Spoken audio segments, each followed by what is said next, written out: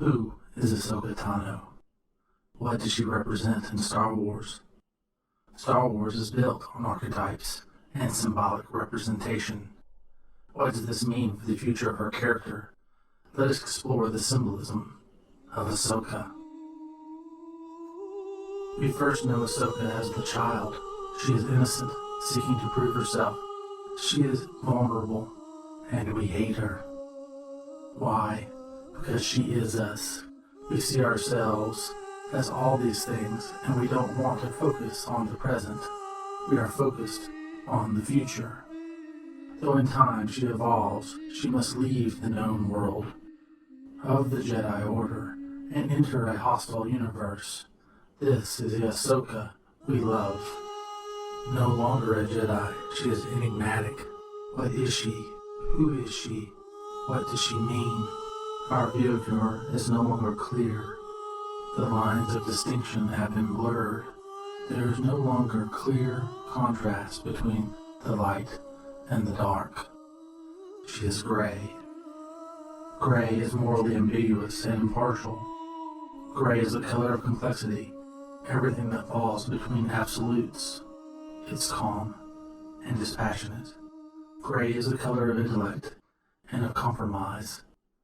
It's a diplomatic color, negotiating all the distance between black and white.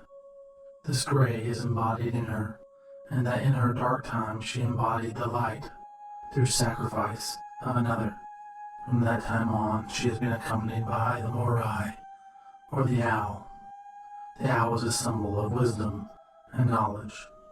In mythology and folklore, the owl accompanies the wise goddess or sage.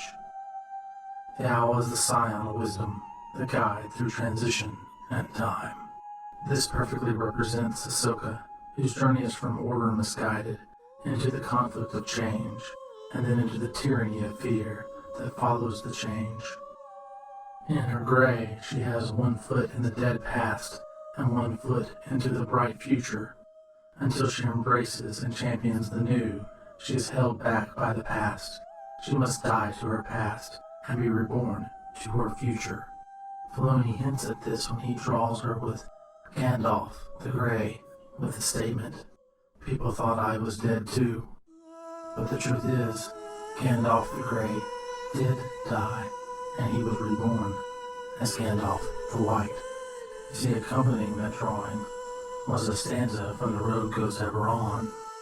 Still around the corner there may wait a new road or secret gate, and thought I oft have passed them by. A day will come at last when I shall take the hidden paths that run west of the moon, east of the sun. You see, it was the new road, the secret gate, east of the sun, that led to the resurrection of Gandalf, that transformed him from Gandalf the Grey to Gandalf the White.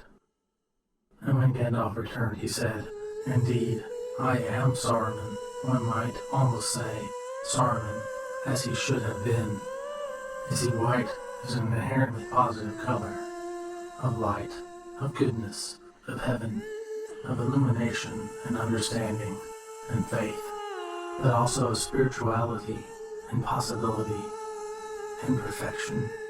However, white is still inextricably connected to death and sadness. You see, when we see Ahsoka at the end of Rebels, she is Ahsoka the White, and she carries with her a staff with a symbol of a circle on top.